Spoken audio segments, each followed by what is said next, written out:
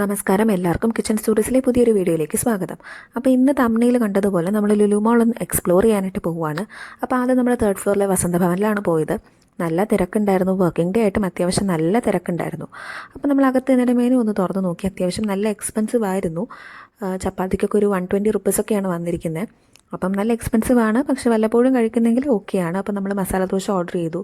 സാമ്പാറും 3 തരം ചട്നി ഉണ്ടായിരുന്നു. പിന്നെ ഒരു ചായ നമ്മൾ കുടിച്ചു. ബില്ല് വന്നപ്പം നല്ല എക്സ്പെൻസീവ് ആയിരുന്നു. കോഫിക്ക് 45 റുപ്പീസും ചായക്ക് 35 രൂപയൊക്കെയാണ്. പിന്നെ ലുലു മോളല്ലേ, ഓക്കെ. അപ്പോൾ നമ്മളിനി അടുത്തത് ഹൈപ്പർ മാർക്കറ്റിലേക്കാണ് വന്നത്. അവിടെ നിന്ന് നമ്മൾ ടെൻഡർ കോക്കനട്ട് പുഡിംഗ് മേടിച്ചു. 100 ഗ്രാമിന് 47 രൂപയാണ്. പിന്നെ നമ്മൾ ചോക്ലേറ്റ് ഡിപ്പും മേടിച്ചു. അപ്പോൾ കോക്കനട്ട് പുഡിങ്ങിനെ പറ്റി പറയുകയാണെങ്കിൽ അധികം ഷുഗർ ആഡ് ചെയ്തിട്ടില്ല. ഭയങ്കര സോഫ്റ്റ് ആയിരുന്നു. കോക്കനട്ടിൻ്റെ നല്ല ഫ്ലേവർ ഉണ്ടായിരുന്നു.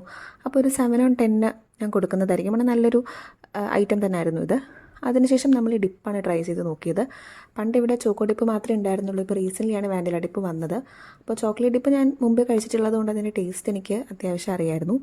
വാനില ഡിപ്പ് ഞാൻ ട്രൈ ചെയ്ത് നോക്കി. എനിക്ക് കുറച്ചും കൂടി ഇഷ്ടമായത് ചോക്ലേറ്റ് ഡിപ്പാണ്. ഞാനൊരു ചോക്ലേറ്റ് ലവർ ആയതുകൊണ്ടായിരിക്കാം.